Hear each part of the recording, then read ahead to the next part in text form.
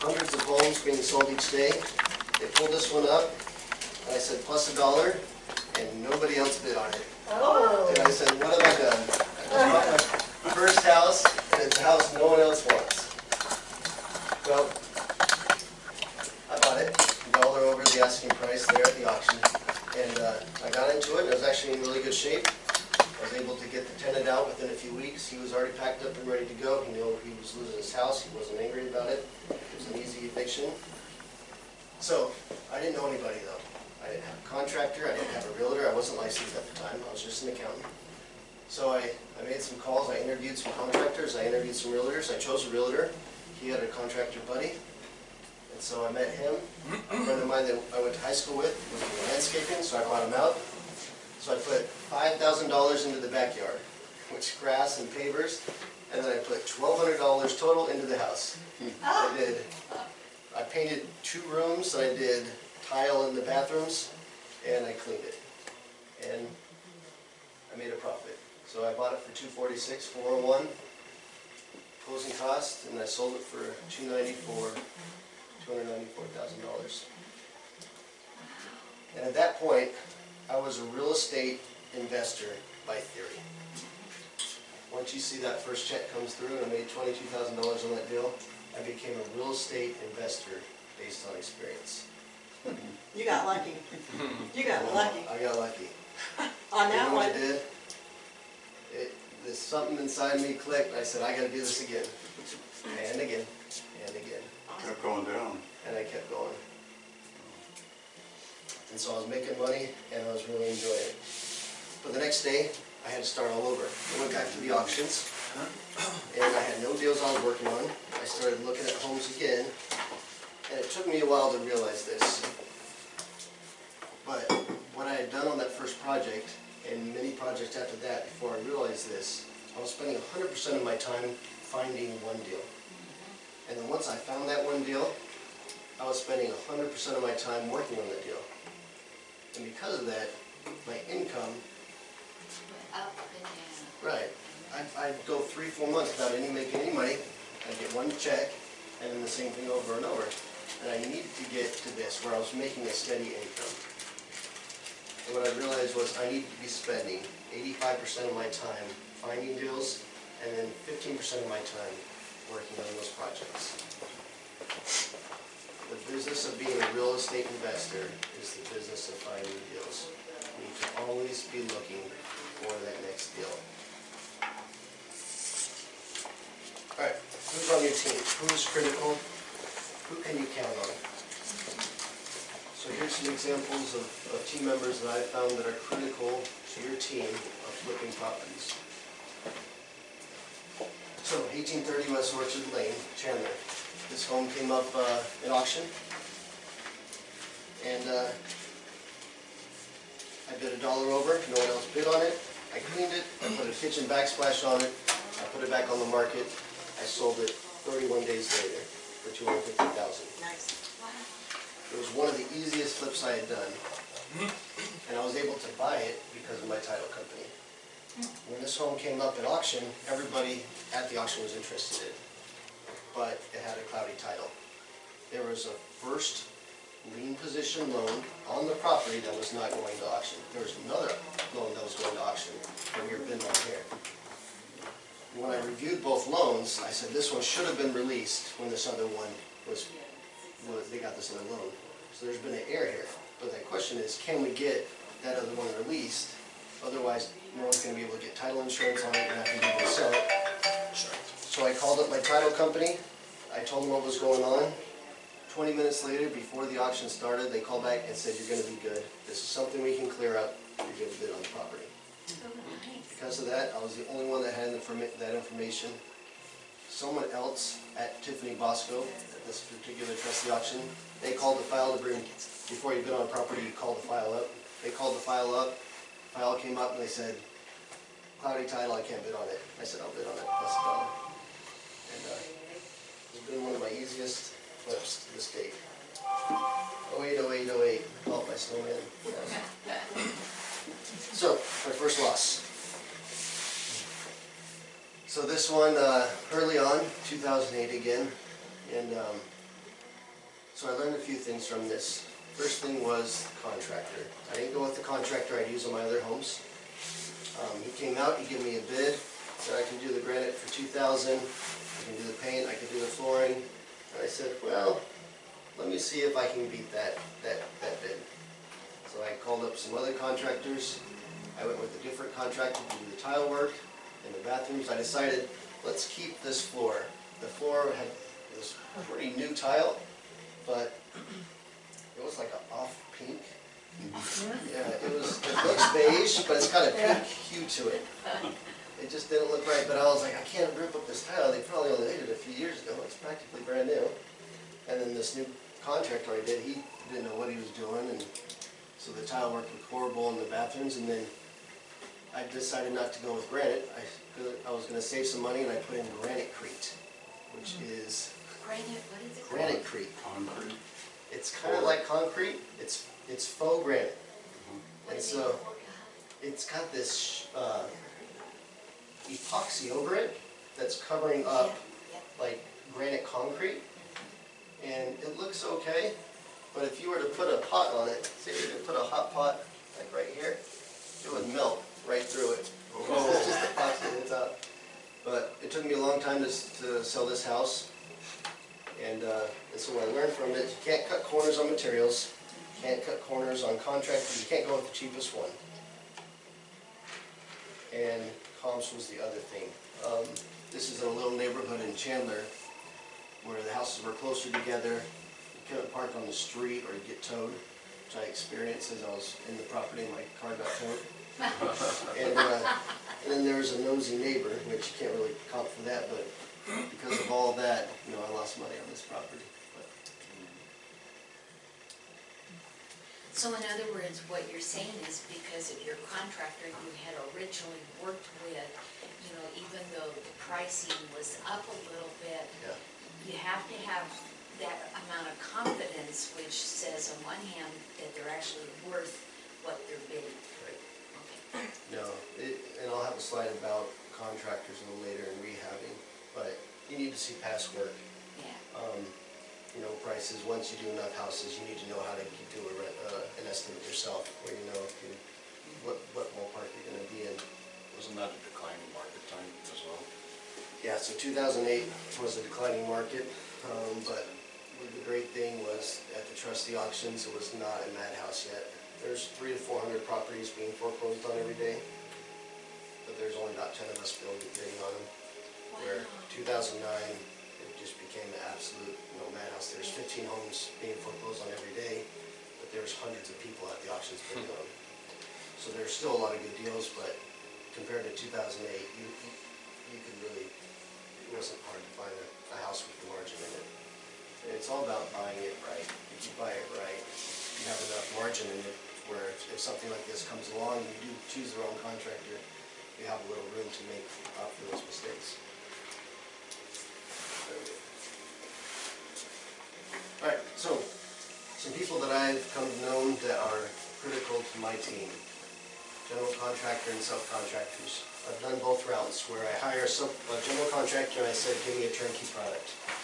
There's a company in Mesa that is great at this. They're called PowerTech Contracting. They do a third of open doors houses. They're one of their main contractors. They're doing like 100 homes a month. It's crazy. And they'll give you the same price when they give them. It's a turnkey product. If you do subcontractors, hiring out to work yourself, it's good too, especially if you can find a couple guys that you're paying hourly to do the demo and the in-between stuff. You can save money that way. You save time by getting a general contractor. You have your marketing guy do.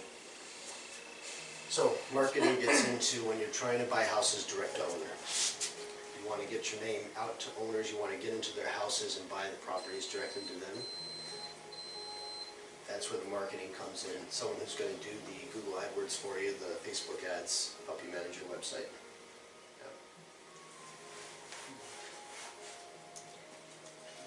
All right, where to find properties. So I've broken this down.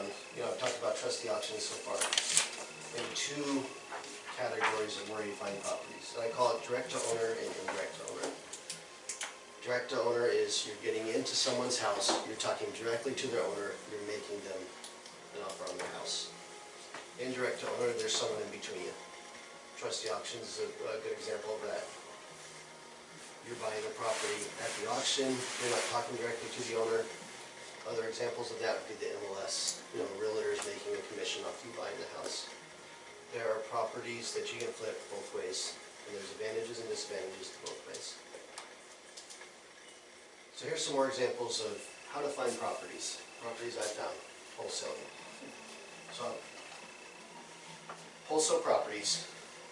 I'm not sure how many of you know, I talked to a builder and some of them don't even know that there's this whole secondary market of wholesalers here in the valley. There are hundreds of wholesalers in the valley. They put out, there was 20 homes they put out yesterday. I counted it for the class. I think there's 307 properties that went active on MLS yesterday. There's 20 properties that I received emails on that were new to wholesalers, which is about a 6.5% compared to MLS. So if you take MLS, currently there's about 18,000 homes, maybe about 1,100 off-market properties that if you know where to go, who to find, who to talk to, what you can buy for yourself or for your friends. At what point do you consider it wholesale? So, Because we do get a lot of the letter emails wholesale, and they put a price down that always seems suspicious. yeah. So at what point do you look at it as being a wholesale price? Is there a certain? You gotta, yeah. So you're trying to get to 70% ARV. ARVs have to be more value. And you gotta run your own, you gotta do your own due diligence. That's what we have to be great at. I get those wholesale properties too, but those that get their name on the lines. How do you do that? Yeah, you're right. Sometimes they are agents, a lot of them are agents. And how do they do that? That's a loaded question. Yeah. There's That's ways. why I don't pay attention to the emails, because I just don't get it. How are they possible to do Well, they just tie it up in a contract, right? They're signing the contract. Yeah. They don't own the property. Yeah. And so like this one here, he had, you find out what they assigned, what they have their contract act with the owner at closing. So he had this home, for I think maybe 45,000 for it, yeah.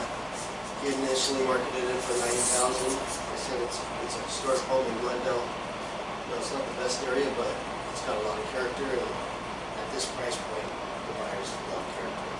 And so I went and looked at it, and I said, well, I'll give you 70,000 for it. He said no. So I forgot about it. About a month later, he's lowering the price, a couple $1,000 each week. He has it down to 70,000. Well, I think he had it down to 75,000. He called me up and said, will you still take? You still want it for 70? I said, no, I'll give you 60. And then we negotiated and bought it for 62,000. I was gonna ask if you ever negotiate with wholesalers. Absolutely, yeah. There's so many of them, especially the newbies. Every time Van Merrill comes through town, these fortune builders flip this house. He's in town right now. He's in town right now. You're gonna see 10 new wholesalers. And once you get on a couple of their lists, your name somehow finds its way on everyone's list. And so I'll start getting emails from the wholesalers that I've never heard of. And you gotta look at the property and say, is this worth it? It used to be, when it was buy easy foreclosures, Phoenix wholesale houses, almost every one of their wholesale properties were good. That was 5, 6 years ago. Nowadays, 1 in 20 maybe, that is actually a decent house. And that 1 in 20 will go within a few minutes. Networth Realty, lately, they've been putting out a lot of good properties. They've got one today that they're doing a raffle for. They set their price, and they said, everybody that wants it, come to our office, and we'll put your name in the hat, whoever draws it. Whoever draws that has, you know, it's got 20,000 in profit in it, whoever gets that house, they do it right. Now, out of curiosity, considering the age of this home, is this one where you had to go in and redo everything? No, it's just cosmetic. You know, I met with the historic board, I met with the city, and so I did get permits for certain things. But I didn't, so historic boards are, each one's different. You go talk to them, and then you just figure out what they want. And then when you go into it and say, look, I'm just trying to do a cosmetic update. What can I do without having to do your 6-week or 4-week permit? Or And so they tell you, and so this one, I stay within their guidelines. You know, I did new siding, and then the interior, I kept the original. When I do historic homes, I keep everything inside original as much as I can for the woodwork and craftsman. You want that character to stay. Like the driveway. Put the driveway in, and there was just a shed in the backyard. I made that a one-car garage. And I do these red brick pillars around all the historic homes. It's the one character. And there's the kitchen remodel. Looks like real granite this time. Oh, I use real granite. Granite and marble, yeah. Cute kitchen though, farmhouse gave it scene. more space and stuff too, nice. Redesign. So, yeah. Okay, so this one, that last one was a wholesale property. This one was a referral. Once you start flipping homes a while, you get your name out there, people will call you up and say, hey, I talked to this person, and I heard that you buy homes for cash. You know, it's just one of these calls. I got a call, and he said, my in-laws, you know, are getting older, we're putting my grandpa in a hospice facility, we need to sell his house. And I said, okay. So I came, I met with the in-laws, I met with him and his wife, and when I walked in, the house was totally dated, you know, 60s, 70s, but it was actually in really good shape. They had kept the house in really good shape. I said, Was it green carpet? it was something like that, yeah. It was shag carpet. Yes, okay. But they had cleaned it and they had kept it nice, so it was nice shag carpet. Shag carpet, yeah. And so I'm like, look, why don't I just list the house for you? I'm like, I'll buy it for cash, but I think your house will sell on the market, and I think it'll qualify for a loan, you know, in the condition it's in. Why don't we put up, I'm like, you know, maybe 100,000, maybe 110, and they said, I don't want to go through that. I don't want to show it to any buyers. I don't want to deal with any realtors. I don't want to have to negotiate contract and an inspection report. But we don't know what's going on with all these things. It does have some plumbing issues. Like, how much can we give you? And so, you know, I bought it for $75,000, remodeled it, and made a nice little profit. And I put it on the market that first weekend. I called them up, invited them over, gave them a walkthrough. They were so happy with what I had done. They appreciated that I brought the house. You know, I upgraded it, and that a good family could now live in the house. And they got the money they needed for the care they needed for their grandpa. For sale by owners, there's good deals for sale by owners. This one I found on Zillow. I was just browsing through Zillow looking at comps. Yeah, and I just clicked that little box that said, for sale by owners, make me move, right. And this one popped up in Gilbert, and his contact was there and everything, so I called him up. He lived in Idaho. He had just gotten a job. He had moved out there. You know, I just want to sell my house. You know, if you're one of the many calls I've gotten. He had put a lockbox on it, so I went and looked at it. I made him an offer. We negotiated. And, you know, there's so many different ways to find houses. And for sale by owner Zillow, I didn't think would be one of them because there's estimates there. There's, you know, it's all surrounded. You've got realtors advertised there. But I found a good deal. What kind of work did you have to do to that one? This kind of work. Oh, Kids started the remodel, and so I had no master bathroom. He had taken the tub out, he was converting it to a shower. He had sanded down the kitchen cabinets, and some of the drawers were off. The kitchen flooring was just concrete, and the pool's in rough shape. But, you know, things that you can bring, just get people in there and do it. There's the hardwood floors he had already put down. There's the kitchen there. So this was a for sale by owner on Craigslist. So it's on Craigslist. I advertise on Craigslist a lot, or I used to. And I saw this one. She was living in the valley. She used to live in Payson. She said, I left my house in Payson. It's rented out now. The renters are a nightmare. I just want to sell it. So I went up there. I bought the house with the renters still in it. I had to evict them. It wasn't too bad. You know, once you talk to people and you be nice to them, they're nice to you. And so that was a fun project. Got out of the heat a few months during the summer. That's beautiful. I did have to hire a real estate agent. I couldn't list it myself because they had their own MLS up there. They have cat war. So this one, probate sales. Probate homes are great resources because so many times these people inherit properties and there's multiple people that are on the deed. You know, there's 6 grandkids or how many ever it is. And it can be a hassle if you put it on the market with a realtor and And so they really just like a cash offer. And so sending, sending probate letters every single day was a very cheap way to market, and I would get lots of calls. This is one of the examples. This home hadn't been updated since the 70s like that other one. And once it updated, it sold itself. It was had a large lot in the cul-de-sac. It's on 35th Avenue in Northern. A lot of 3.2s in the neighborhood. This one was a 4.3 with a huge lot. It sold itself once it was updated. I kept the original sink. I thought that had character. What's pink? The original sink. The original Oh. sink, yeah. I Is it think the pink? pictures, but it's not damaged. It's actually a little damaged. This one's a door flyer. So I do door flyers. I've done door flyers. You just market area. Now, I get the most leads from door flyers per dollar spent, but I get the most angry calls from door flyers. A lot of people don't like the door flyer and the door. And I wouldn't do the door flyers myself. I just hire a company that does it, 7 cents, 11 cents a door flyer, and they do 1,000. They can do 1,000 in a day. And but they don't look for no soliciting signs. They just put door flyer in every door. So I tell them, text me when you're going out, what day you're going to go out, and I'm not going to answer my phone that day. I'll let everything go to voicemail. And there's so many angry people that call you up. Why didn't you see the no soliciting sign? I'm like, I'm really sorry. It's a company I hired, but I just stopped taking those calls.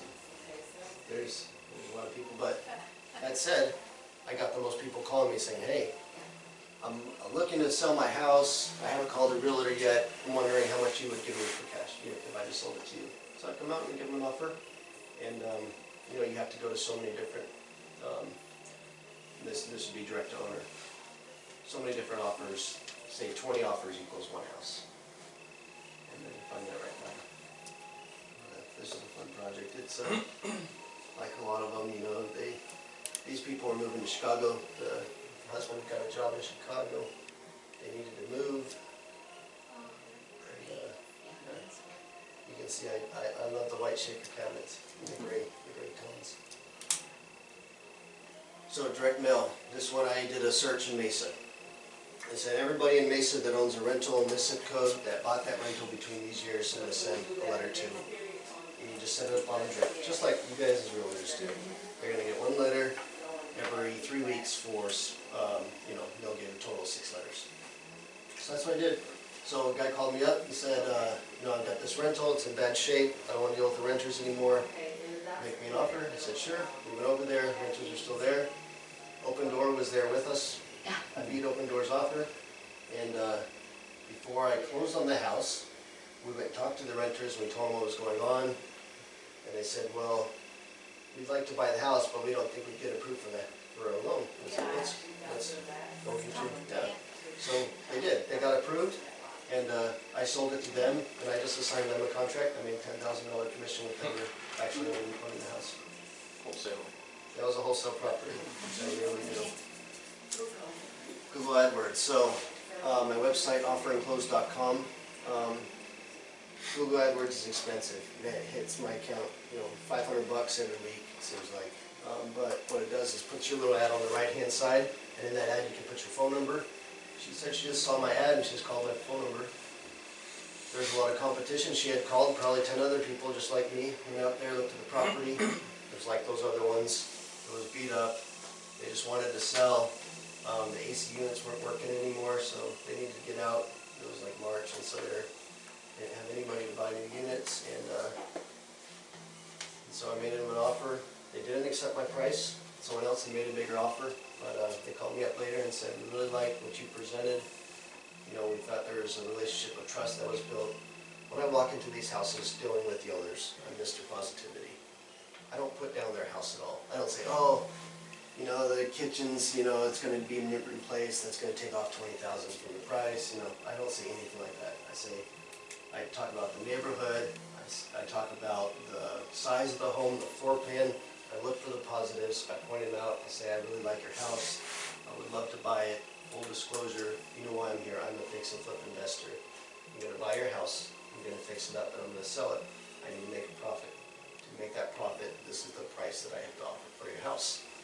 This is now the benefits of accepting my offer, and then I give them that, which is convenience, post-possession. You can stay in the house up to and I see what their situation is, what do they need? Do they need 30 days where you can close in 2 days, I get them their money, they can stay in the house for an additional 30 days at no cost while they look for the next place to live.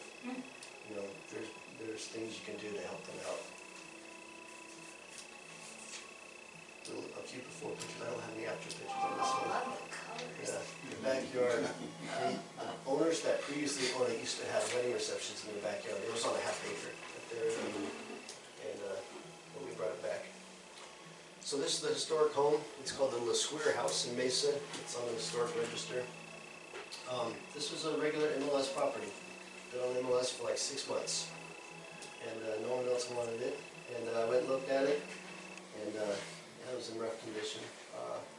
But I saw, hey, historic home, Mesa's revitalizing in the whole downtown area.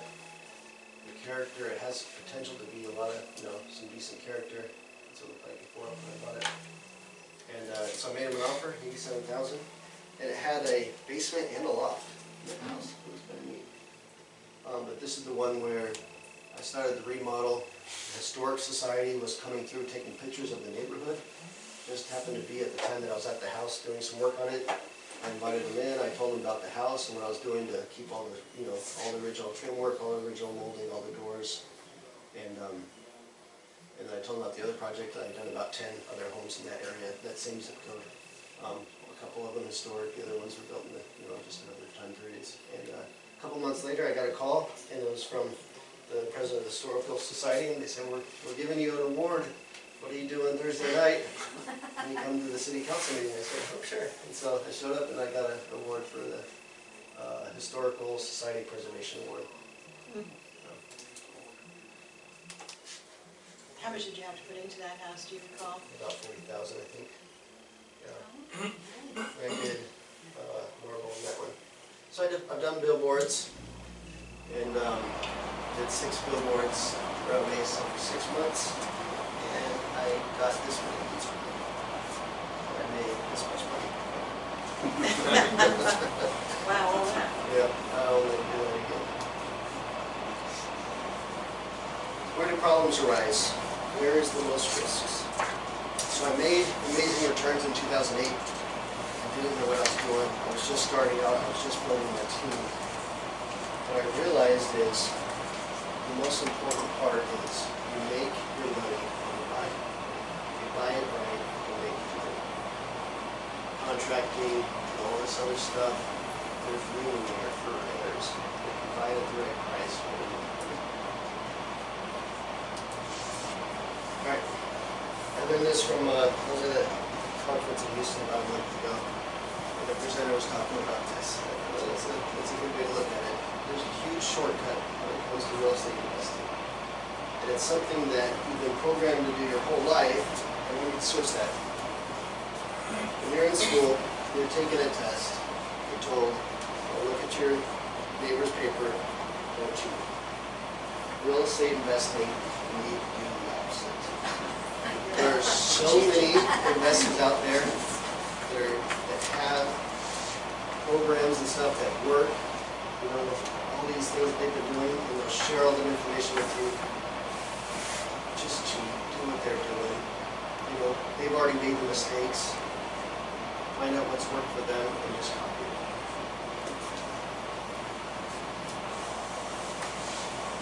Alright, so far, I've told you about a few different ways to find properties. Direct to owner and indirect owner. So, indirect owner. Some examples here, the auctions, trustee, Hubzu, Realty Bid is another one, auction.com. The MLS and wholesale properties. All those can be great places to find properties.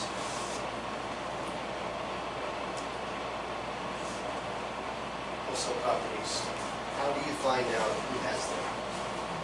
You need to get on their buyers list. How do you find them? You can do Google searches. I found that going to the RIA groups are good. AZ RIA, the Phoenix RIA, they're good groups that are here in the valley. They have monthly meetings. A lot of wholesalers attend those to try to find buyers.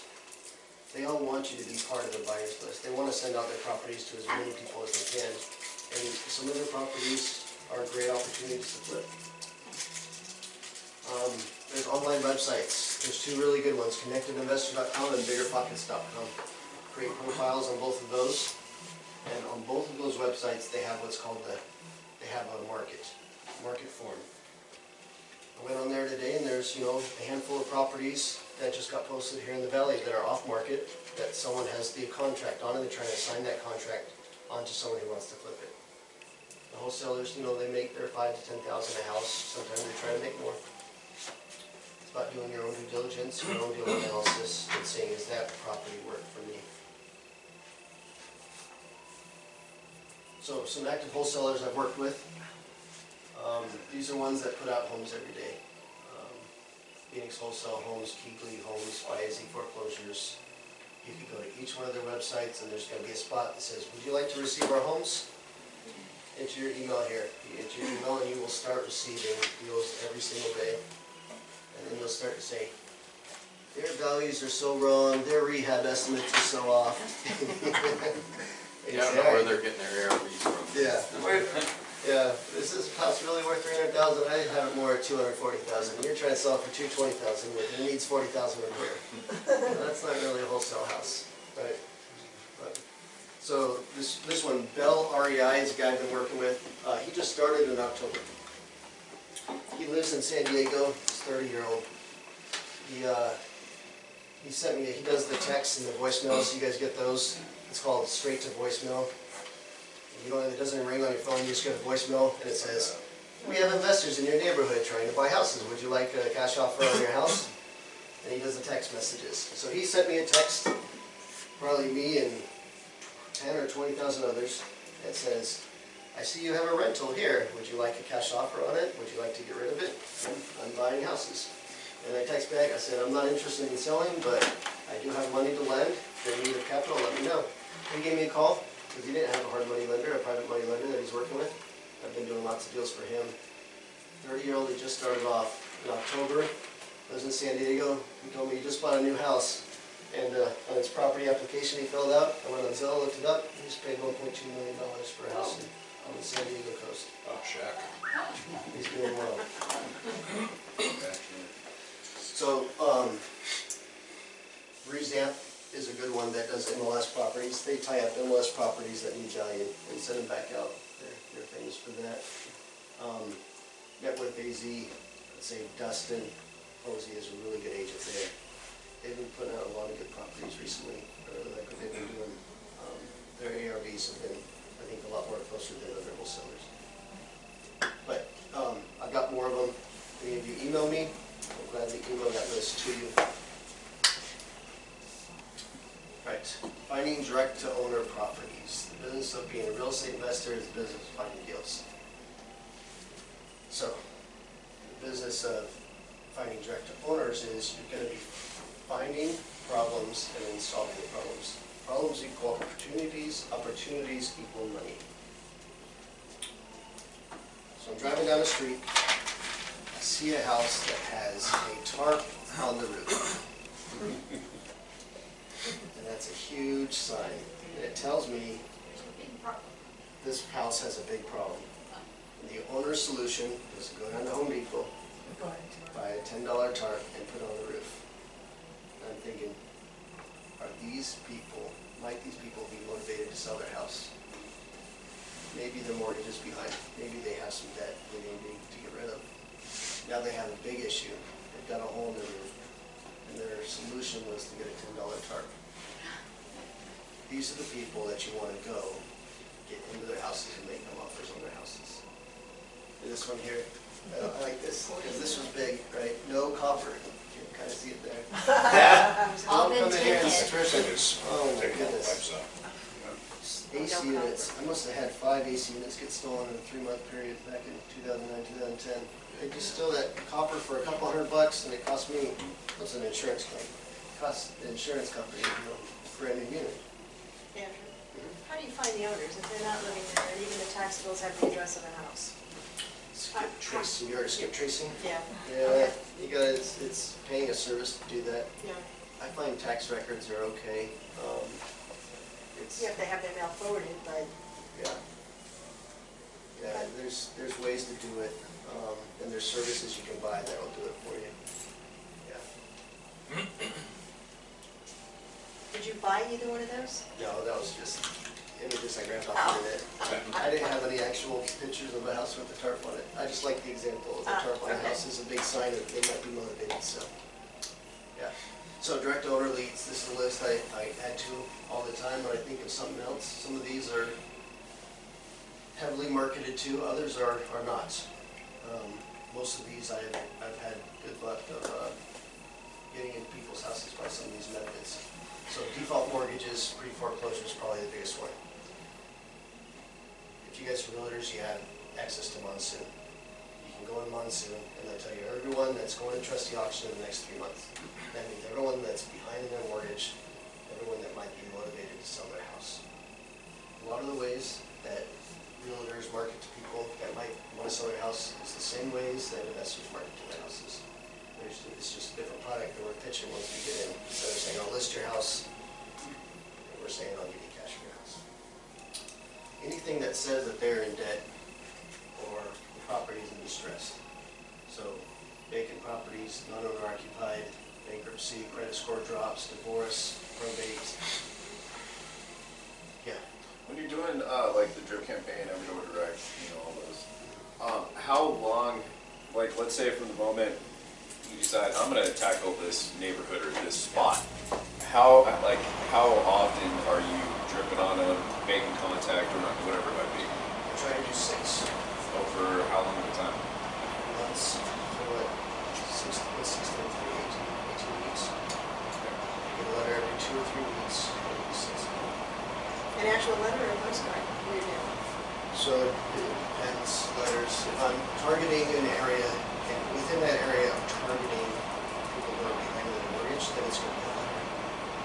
Yeah, if I'm doing postcards, it's a different target. Every door direct is every door. So you can go to 5,000 doors a day from the post office. And there's been many nights and my wife's Most important way to do it if you're going to do it. But every door direct can be very effective. I did Santana Valley for like a full year of every door direct, parts of Queen Creek. And I'd go to outprint.com and buy 20,000 flyers. They come out to 7 cents each when you buy 20,000. Color front and back. 6.5 by 9.5, the EDD size, and they come with the postage mark already on it. And then you just have to put them in bundles of 100. That's how we know about it. Bundles of 100 and you put a little label on it. So we'd be printing out those labels and then bundle them ourselves every night. And then I take about 4,800 down to the post office each day. Like, all right, do this zip code this day and this zip code next day. Those are great for options.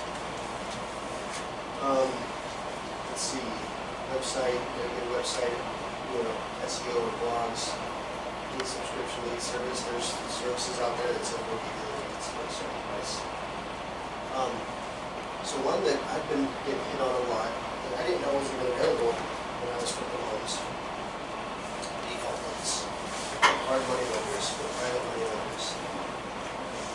When I meet with wholesalers, the big guys, they always are trying to give me, can I be your first call? Can I be your first call when you have a default note of one of your properties? All my loans are 6 months or 12 months. And when someone defaults on it, most of the time, the person, I don't want the property. When I get a loan on a house, my goal is not to have them default on the property. I just want my interest payments. And if I'm not getting the interest payments from you, I would much rather sell that loan to someone who's going to take over the house and start paying those interest payments. And that's what all these guys that are experienced, they want those notes because I only lend up to 85% of the purchase price in rehab. So, and I only lend up if the house has a 70% ARV or better. So when someone's buying a house to flip, they want to make money. So you're going to be at that 70% ARV or better. And then I'm only lending 85% of the purchase price, which is, so the equity in that, there's already about 60 to 65% equity in that house when they buy it.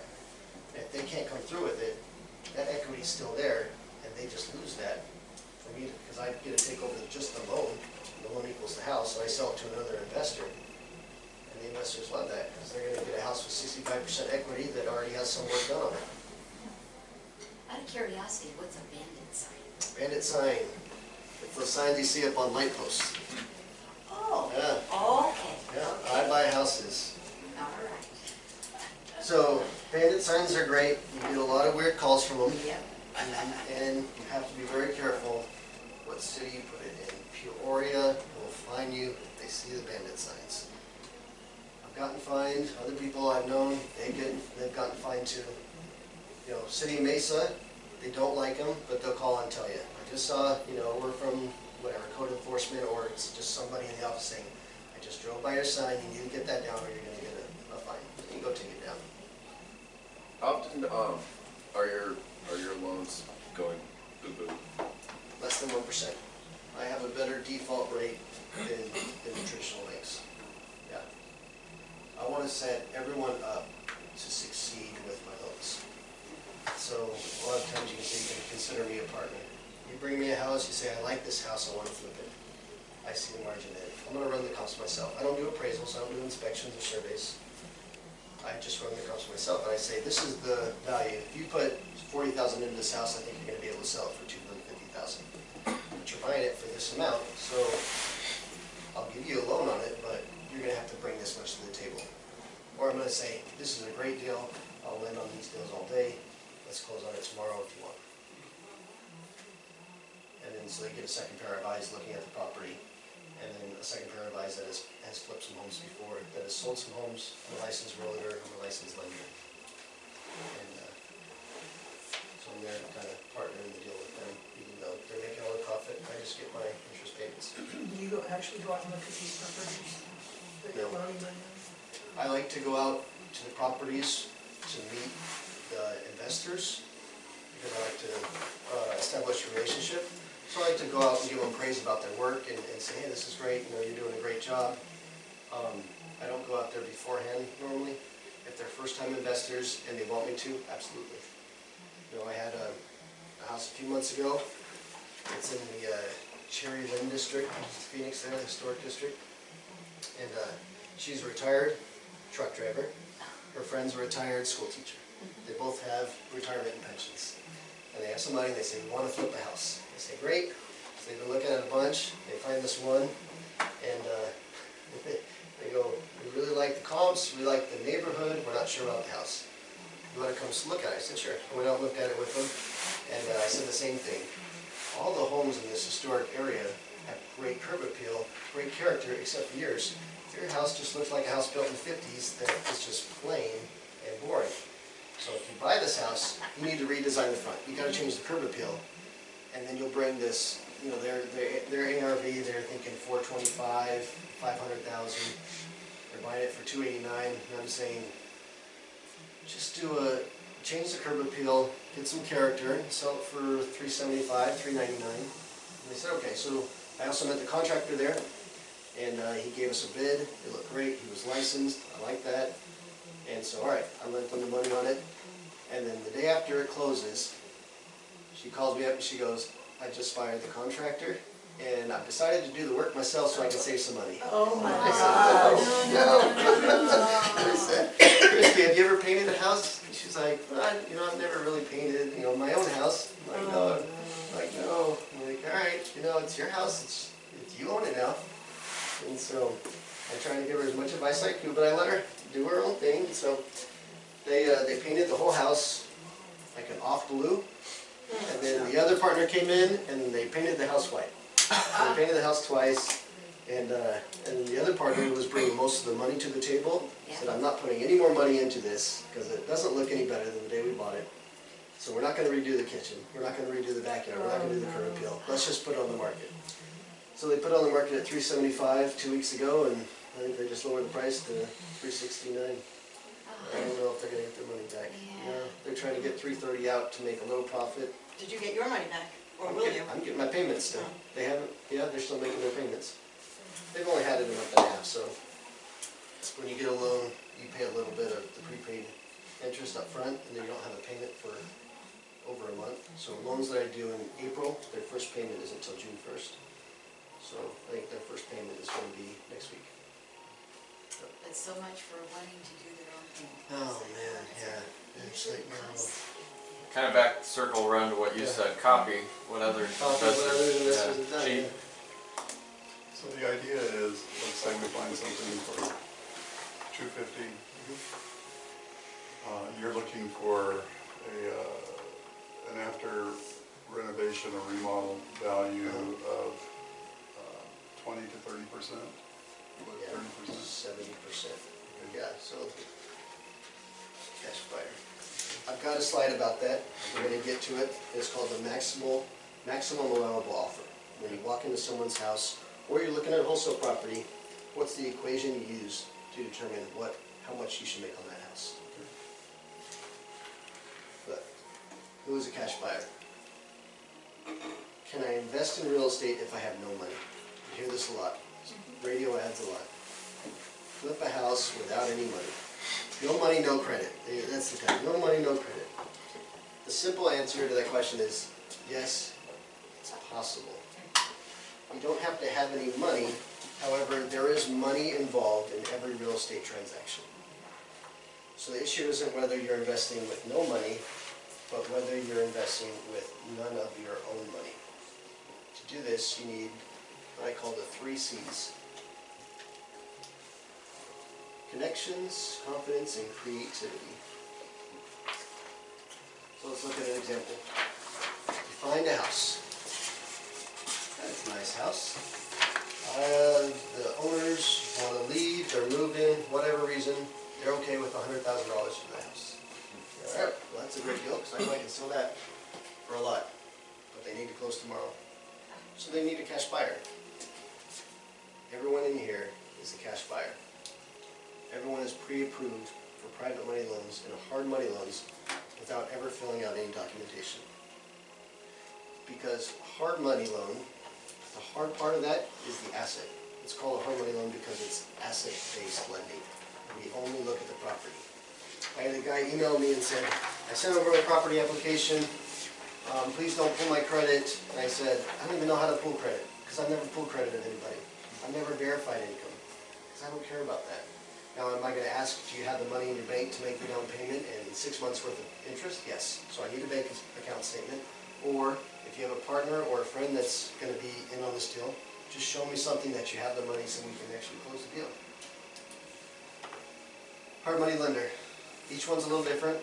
My go up to 85% of the purchase price and the rehab. I will fund all of your rehab. So here's an example of how that works. This one has no rehab, but just to make it simple, purchase price $100,000, hard money loan is $85,000. So your down payment plus say $3,000 in closing cost, you need $18,000 to bring to the table. Now, you need $18,000 to bring to the table, but it doesn't have to be your own money. So it's called a JV partner, someone that is looking to make passive income. You're finding the house, you're doing all the work, you're going to sell the house. You need someone to come in with that 15% plus closing costs. So, who do you call? You call your uncle, you call your family members, you talk to your dentist, you talk to your neighbors and say, this is what I'm doing, this is the potential profit, would you like to be a JV partner with me? This is what an actual loan estimate that I send out every day looks like. And this is an actual property that is active to buy right now on the off market. I found it on Azria yesterday. I pulled it up just for this slide. 6222 North 23rd Avenue in Phoenix.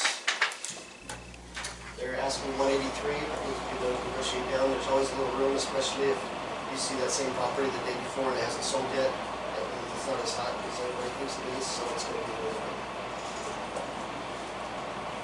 Boomerang origination fee. One point is my origination fee for my loans. I do not have any fees. I don't charge for, well, I don't do appraisals, surveys, or inspections. And then I don't charge for loan processing, underwriting, loan docs, none of that has fees. So I estimated the title fees. And in this one, I would be providing all the rehab for $2,000. So they would bring $37,700 to the table at closing, but they would go right back to them for the rehab. Rehab draws are done.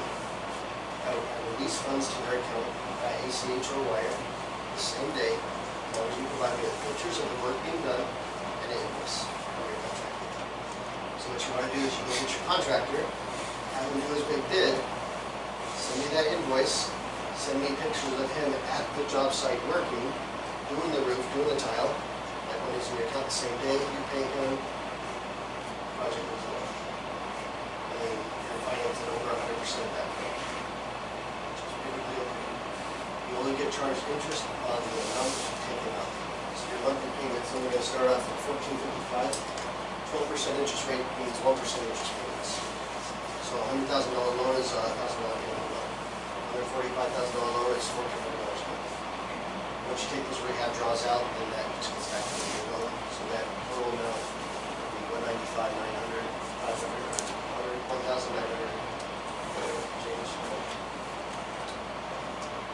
You want to buy that house, you can look it up. How much should I offer? It's called the maximum allowable offer. So how did I know to offer $100,000 in the house? What should you offer on a property? There's a formula that's used by lots of investors. You go to Dan Merrill's class this week and pay him $50,000, he'll give you this equation here. ARV times 70%. You believe in the minus hereafter? rehab equals off. You believe in the hereafter? The ARV is your after rehab or after renovation period. You believe in the How hereafter? much will this house sell once You you're know what I'm done? hereafter. Times that by 70%, minus your rehab, that's how much you should offer. If you are going to wholesale this property and sign the contract, then you also minus your $5,000 or $10,000 you would like to make by doing that. I'll And turn then you about. offer that to all Laugh your in. two other So investors. Saturday night, no. Anyhow, where Artie Johnson used to be on the park bench and To get what's there, her you need name to be was able to call good the old property lady, quickly he would always and make act her quickly. move on it. So at one time he says, you believe in the So- hereafter? Here's an example. Yes, then you know what I'm hereafter. You see a house in Sun City, Artie Johnson. the grandkids just inherited it. Then she It's all be whacked him with her stated. purse. After rehabbing it, Oh, you're able to sell for $150,000. You think there's $25,000 worth of work to do? So you times $150,000 by 70 minus the $25,000, you offer them $80,000 for the property.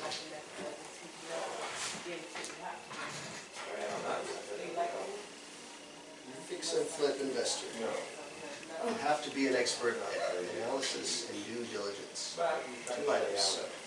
You have to know how to comp properties, you have to know how to comp and after repair value of a property. You have to know which costs to pick that supports your ARV, and you have to know your holding time. If you're getting a hard money loan, you just factor that in like any other expense. You know, if you know your contractor's gonna be $30,000, and he's gonna take 4 months, and your house is gonna be on the market a month, you know you're gonna be holding that 5 months, so at 5 months times 1,000 or 1,500, whatever your payment is, then you know that your cost for holding that property is, you have an exact figure. Repair calculation. You make a prospectus, a best, worst, and most likely case scenario. You look at the comps in the area, what rehab is going to bring the most value to this house without, there's always it's like a teeter-totter. How much remodeling, how much profit? There's this theory that every flipped house is a 100% remodeled house.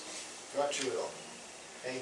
Lots of properties that make sense. If you're buying a house in Maryville Terrace, 59th Avenue and Indian School, you don't need to do high-end upgrades there. Just get in there, paint it, paint, carpet, and granite. Paint, carpet, granite, you're out for $7,000 to $8,000. Clean it, it's going to sell. Change orders or deal killers, that's a big one. That's why going with a good contractor that also knows how to estimate a home gives you one deal. I've heard of one of the investors, as Rita was talking about, he calls it his McDonald's rehab estimate. And he says, I never ask any contractor for their estimate of how much it costs to fix this house. I tell them, I give them a list of exactly what I want done and what price I'm willing to pay for that.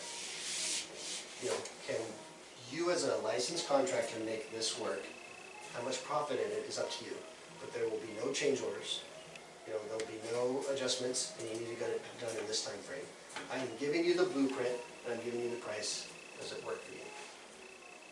And he does really well sticking to that plan. Repair rules of thumb. I saw this slide once. I said it's a good, a general, nothing specific on it. There's lots of room for wiggle room in this. But expect to spend $40 to $60 a square foot for a renovation of a home built in 1920 to 1990. Expect to spend about 125 square feet for new build. That's not in Arcadia. Expect to spend $5,000 a week. So a $50,000 remodel will take about 10 weeks. And from your contractor, you want a one-page scope of work for every $10,000 in renovation expenses. So a $50,000 remodel should not be one paragraph. You know, it needs 5 pages of detail. And then, what also that helps you with is change orders. So when he goes back and says, well, I didn't account for this. Well, let me look at your original scope of work and let's see what exactly you said that I was paying for. Because we need everything detailed out. The more detailed, the better. And then you eliminate the change orders, because change orders kills the deal. It hurts your money, it hurts your time.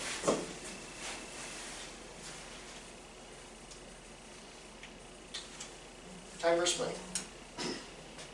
When you're starting off, you normally spend a lot more time than money on marketing. And this relates directly to direct orders, getting into people's houses, getting those leads to make offers on their houses. You spend 3 hours in marketing, it's going to equal about 1 lead. Or if you spend $100, it equals 1 lead. It's kind of like you have a magic box. And for each amount of time you put into it, something comes out on the other side. So you need 20 leads, 20 offers to get 1 deal. So if you do the math, 60 hours of work equals 1 deal. Or money, 1 deal equals about $2,000 in marketing, and that 1 deal, you're trying to make $20,000, is about what you're targeting, $20,000 profit on 1 deal. So if you have that magic box, and every time you put $2,000 into it, and $20,000 comes out the other side, you're going to put as much money as you can into that, and it's going to pop out the other side. All right. So, there's a lot of programs out there. We talked a little bit about Penn Merrill. People are offering education, mentoring programs, and some of them cost a lot of money. Have you ever done any of these? I haven't. But a lot of them have value. I'm not going to say they don't have value. I work with a lot of fortune builders. That's Penn Merrill's company. Fortune builders, investors here. And a lot of them need that hands-on training, you know, for their 2-week program, and then they go to their boot camps all the time. Some people need that. Some people are able to find the resources because they're all out there for no cost. If you're able to put in the time and the effort into doing that. I am one of those resources. I'm an open book. My education is free. My schedule is open next month. Any one of you would like to sit down for lunch, lunch is on me. I'll bring any of my marketing materials I've used in the past. I'll show you what I've done, show you how to acquire properties, and once you find that property, I'll be more than willing to lend you the money on it.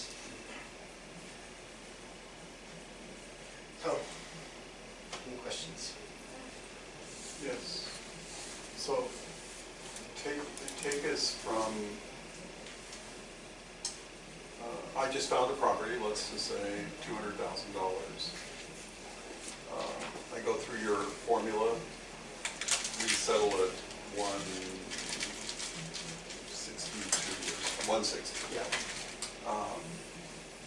My projection for improvements is about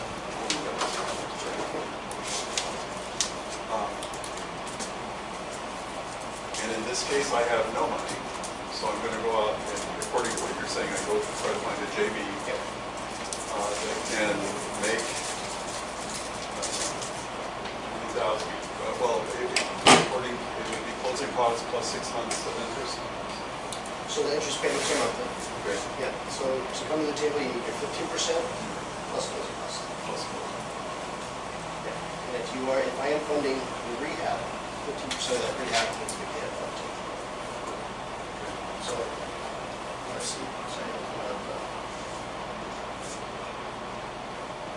And do you primarily do single family detached or what kind of properties? So I'll do multifamily up to 20 units. I used to say 10. Just funded a property in Dallas that had, I think you bought a whole block. And it had 12 units. It's a big lot plus a single family house. That's the biggest one I've done. But I normally say, let's try to keep it to 10 units only. Primarily, it's single family houses. I'll do taxes and taxes. Okay, now, whenever we do this, does the partner, if we're trying to find somebody to invest with us so that we don't really have any of our own money, are they actually involved with the paperwork review or? So, let's say your partner is a family member, and they're okay with the loan contract between you and them, that's fine. If they want to put a lien on the house to protect their interest, then we would just have them sign what's called a subordination agreement, which says, you're in capital as a first position, you're in second position. All the paperwork will be with you. It's going into your LLC name. That's the other thing. Do I lend to private, personal people or to LLCs? I do both, I prefer LLCs. So What's the value besides the, I guess, protection to the LLC owner? Yeah, Is it just that you remove? So hard money loans are really considered business loans. Businesses are LLCs. And so especially if we go out of state on funding in Missouri, I'll want them to be in the LLC. I don't want to be lending to a personal individual out of state, because if they end up living in that house, then that's a knock against my license. I cannot lend to anything that's owner occupied. I can only lend to non-owner occupied properties. Flips or rentals. So you do 15%, I mean, the 15% is both the purchase and the rehab. Correct. I thought I heard you say you did 100% rehab. So once you put your 15% down at the beginning, then I fund the rehab at 100% on the back end. Okay. So like, let's say I find property, part of throwing hypotheticals out there, so it's just like, let's say I find a property that I think is worth $250 in the long run, okay? And I can pick it up for, I guess according to my numbers, $160, okay? So that automatically, because you're talking about the total value, right? So that meets your 30%, right? Because that's what you're looking for ideally there for you to be able to fund on everything. Like you'll max out on what you think 70%. Correct. Okay. So I'm gonna run my own comps and say, is your 250 my 250? Most of the time, it is. Okay. So I'm flexible on the comps, especially if I'm dealing with someone who's flipped some houses before. And to get the house funded at 85%, because that's what I want to get you at, I want to fund 85% of it. If there's 10 comps to choose from, let's choose the comps that support our 70%. Okay. So when so we come with that would be 24,000 or whatever for the down payment there. So when it comes to the rehab, let's just say we figure like maybe 30,000 just to throw a number out there.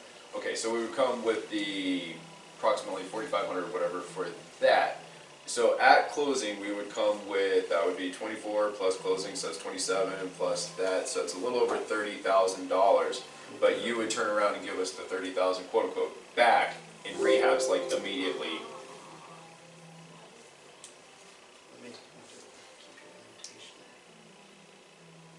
Let me pull up a loan estimate. Okay. And we'll do it up on the screen for everybody.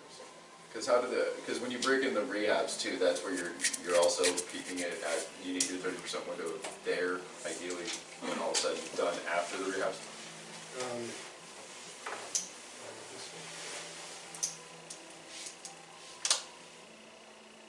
Keep your circles.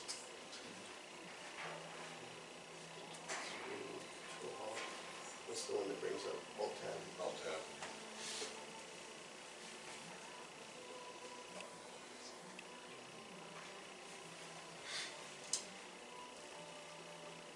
Internet's been a little fussy today, so.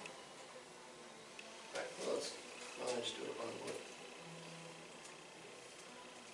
Okay. So you got your property. Purchase price. 200 is, what was the purchase price, 160? Yeah. Okay, rehab. Say approximately 30. So your total loan cost is 190. Times that by 15%.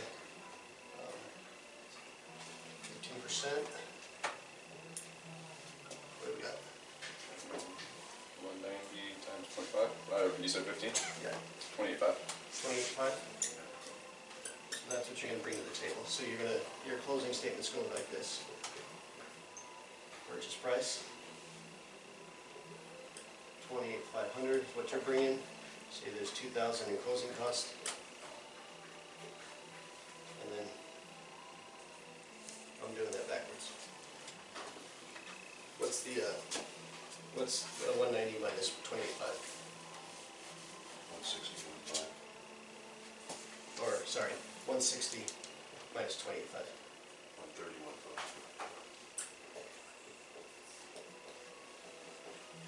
Yeah, that look right. So then, these two minus 160 is your, yeah, so it's really, I mean, it's the same thing. So you get 30,500. That's what you gotta bring to the table. That's the initial loan. And then the rehab coming back to you is 30,000. So you're putting 30,000 down at closing, I'm giving it right back to you in rehab. Okay. And so you're looking at ideally when you run the comps, then after all rehabs and everything, you want to hit that 30% mark for the loan. So as long as you agree with the 250, you'll loan up to whatever that would be up, for rehabs if need be. 175.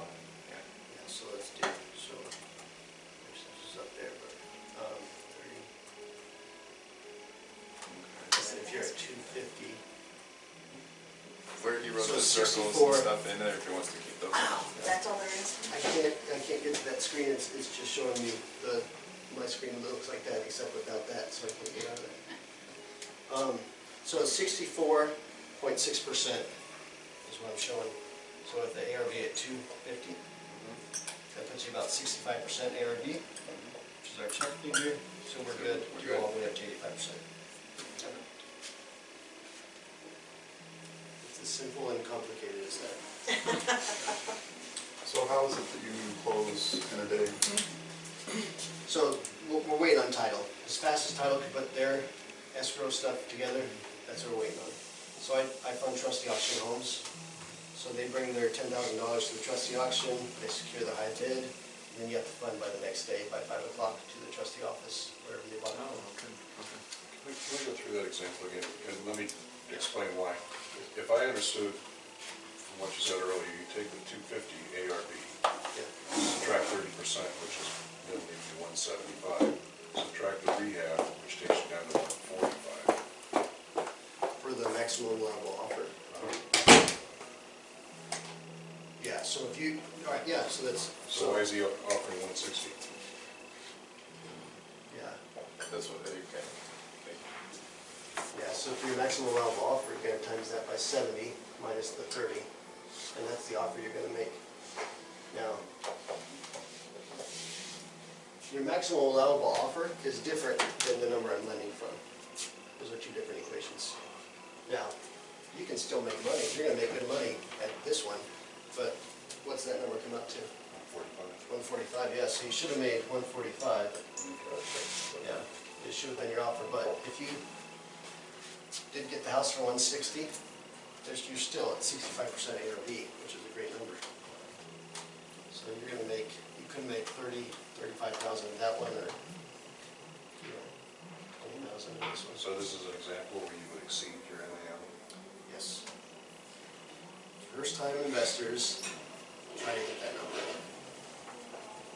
It's very hard to hit that number unless you're going direct to owner. So that's more of a guide? So another one, so Sell Homes AZ and the district is a new company.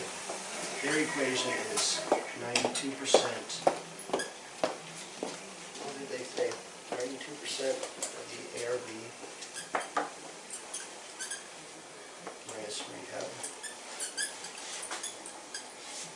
minus the profit they'd like to make. That's how they determine their offers. That's two different wholesalers here. Can I give you some numbers? Sure. So if the ARV is 500, and, because I have a property in the contract for 250. Yeah. The, 239, sorry. Show off. Yeah, but the rehab is 153 because it was a fire. Oh. 239 and 153. Yeah. Licensed contractor, fully permitted. Yes.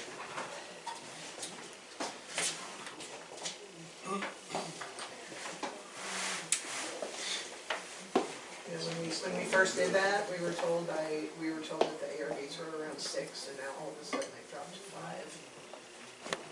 We were relying on, that was somebody who had some good information and did not grow the comps. Yeah. So now the comp is 5.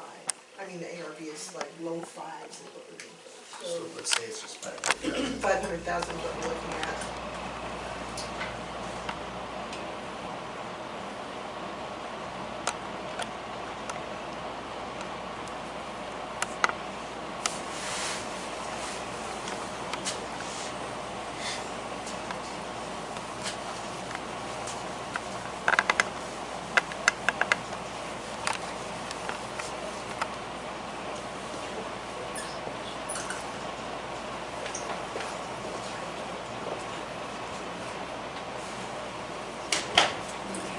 This is the 30.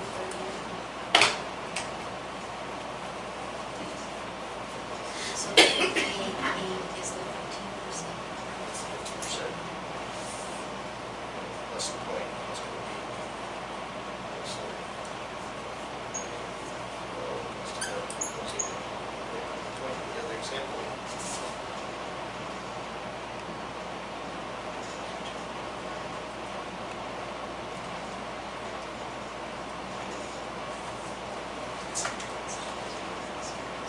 That's the 50%. It's 15%.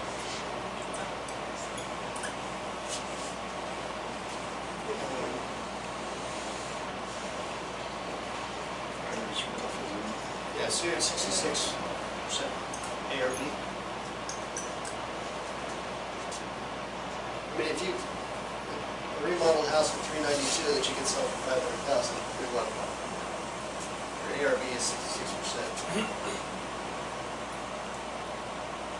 That looks like a great percent. It's not my equation, my spreadsheet here. So I'm taking.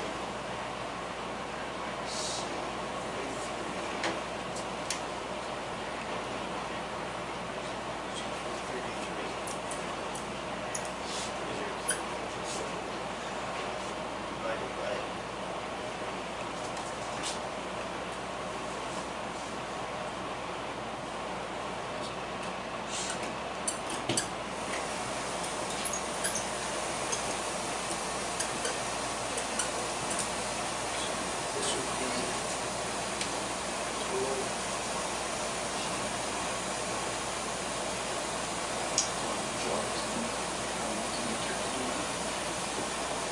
So this is.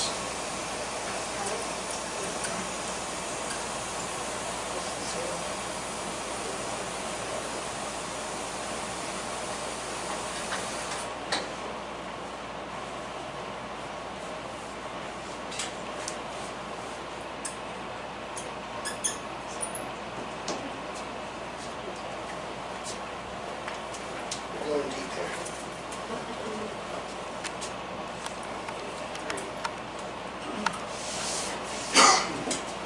That's how we got 333. Where did 182 come from? 18200, so you're gonna take 239.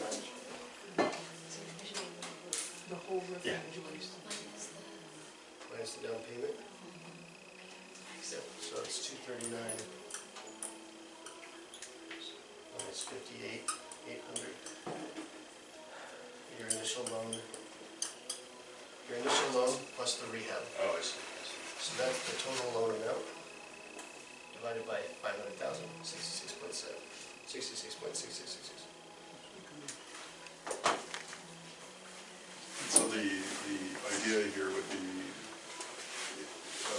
completing all of the improvements within a reasonable period of time, otherwise that would eat up. Yeah. Yeah, so you're gonna be paying, so initial load of 180, so you're gonna pay 1,800 a month. And as you take that out, you're gonna be paying all the way up to 3,300 a month. Yeah. So you'll start at 18. And by the end of it, if you take all the rehab, right, Let's change. all right there.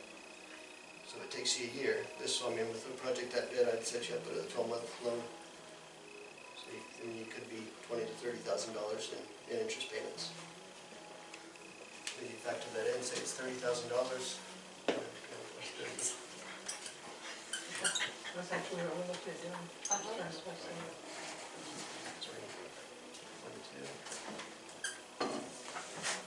Your total costs are $422,000. You sell it for $500,000. If you're your own realtor, you save commissions there. That's a nice check. That'll hit your bank account. These are my clients though, so they don't have to do it now. You'll be the realtor. Great.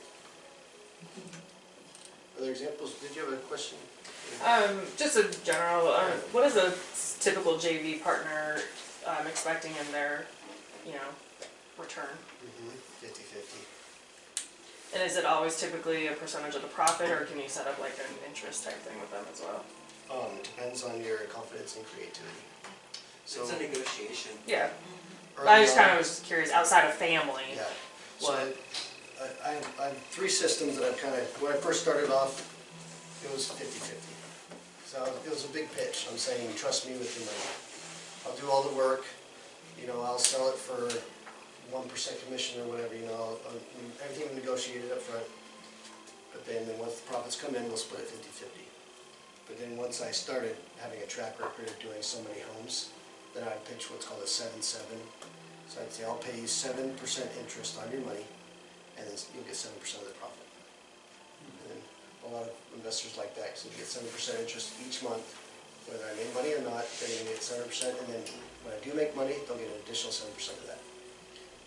And then now it's just a flat, whatever, I can negotiate. I say, I'm gonna put you as a second on one of my rentals, I'm gonna use your money to fix up the properties. I'll give you 7%, 8%, 9%. Or invest in my fund, and you get 12.5%. That's it.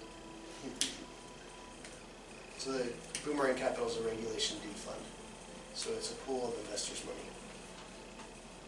And so anyone can invest in that fund. I'm not allowed to publicly advertise that. Are there minimal amounts? $100,000 will be minimum. You have to be a accredited investor or a sophisticated investor. Is that the same thing as a syndication? No.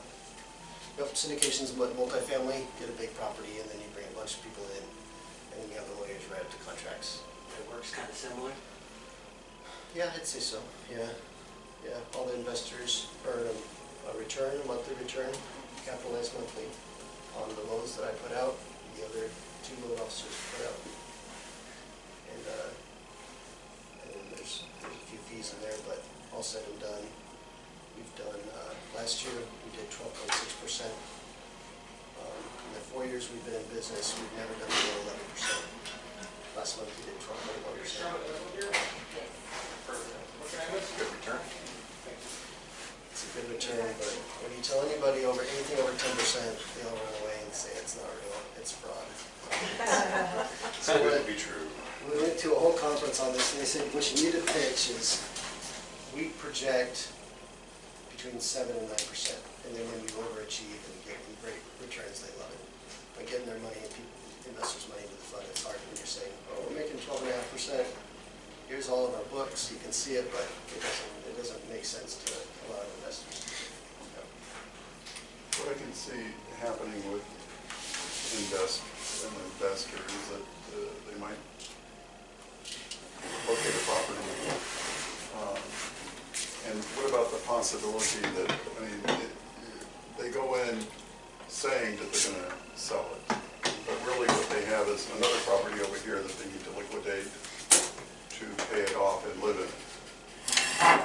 How do I stop people from living in their properties? Scam them, I guess.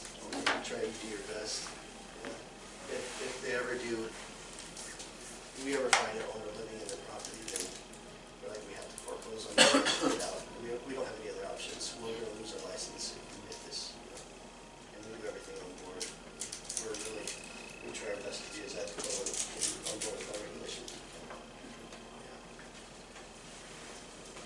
So, currently with where you're, well, in your contacts with all these investors, right now are mailers the thing, phone calls the thing? What do you think is getting, like, if somebody wants to get their foot in the door and start getting leads? Yeah. Would you be making phone calls, door knocking, what would you be doing? Yeah, so it's gonna be time, so door knocking, I'd say is good.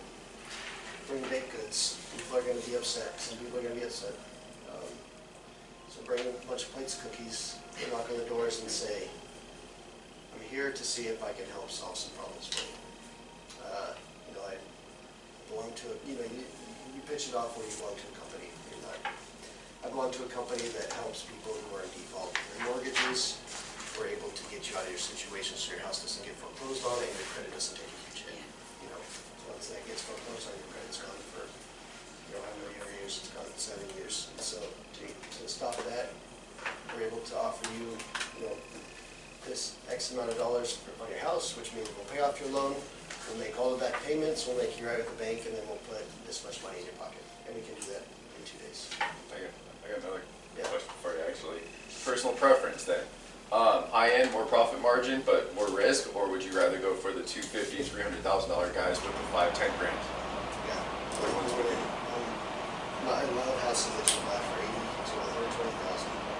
So you're targeting FHA buyers. FHA buyers are, they love the granite, they love the hardwood floors, and they care less about what neighborhood and their appreciation of.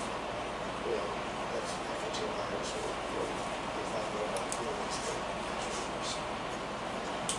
So lower, middle, price points, all the way there. Yeah, it's harder to find those, you know, in more into those central Phoenix, South Phoenix areas to find those price points.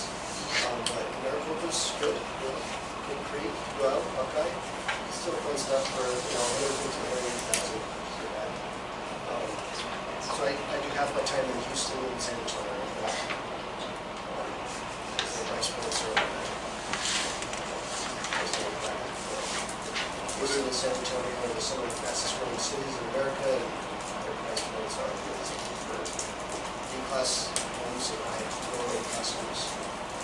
How do you see the valley in the next 3 to 5 years as far as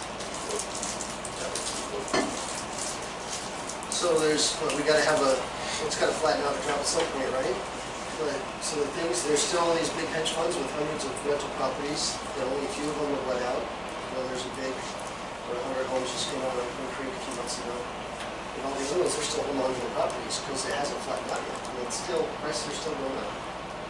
And I think once we see that flatten out, and all these companies that have all these properties, you know, 5 years ago, 8 years ago, we're gonna drop a whole bunch on the market at the same time, we'll take a little dip. I don't know when that's gonna be though, because you know, the new builds, they're still not building new builds like they used to in the 5 or 6. So we don't have that, that's not there yet. They're building apartment complexes like crazy. Apartment complexes, yeah, Gilbert especially, yeah. Do you I don't know. feel that some of it is kind of, we need to see, you know, because we're Bill Gates and Jerry Colangelo, that there's cities that they have there in the West, and when they bring in Highway 111, is that, do you think that's when things are gonna really start to indicate change? Good. So I was at a conference 2 months ago, and a guy came in from Knoxville, Tennessee, and he has this whole system of buying rentals. All he does is rentals. And he had this whole sheet that he shared with everyone at the conference, and his whole thing was on, he'd go to the city council and get all these different reports that they put out for free. He'd locate the Walmarts, the high-rated schools, and like public pools. He had this whole list of things, and then he'd give a house a score, and based on that score, he'd invest in that area. And so he did this whole thing on Phoenix, and he said Buckeye is the #1 place to invest in right now for rentals, because it has the most potential for growth. And I was like, Buckeye, yeah, okay. You know, these things where if homes are within a 2-mile walking distance to a Walmart and a high-rated school, then the appreciation has a lot of potential, and then you're going to get high-value renters in that area. And, I can share that with you. That thing that he said to me. It's really interesting. anybody else have any other questions? Really appreciate the information, and then the best thing to do is, if we're interested in, if we find something, give you a call, talk to you on the phone, and then go from there. Shoot me an email. Loan estimates are within minutes if I'm in front of a computer, and there's no documentation needed. Everyone's pre-approved. There's no pre-approvals on my loans. It's all estimates. So find a property through a minute, you send it to me, tell me exactly what I'll be lending on it, and you'll know within minutes if you can make an offer on that home, a cash offer if you like. I'm just gonna forward all my wholesale properties to you to run numbers on. I'll do that too, I like that. I thought about it, that could be the next class. We'll take all the properties that came on the wholesales that week, let's run through them and pick out the 5 that we like the most, and then we'll go on buying them. There we go. I think that would be a fun class. Let's do it. That's like the beginning of an investment group. There you go. This is great. Absolutely. Yeah, thanks for the information. Appreciate it.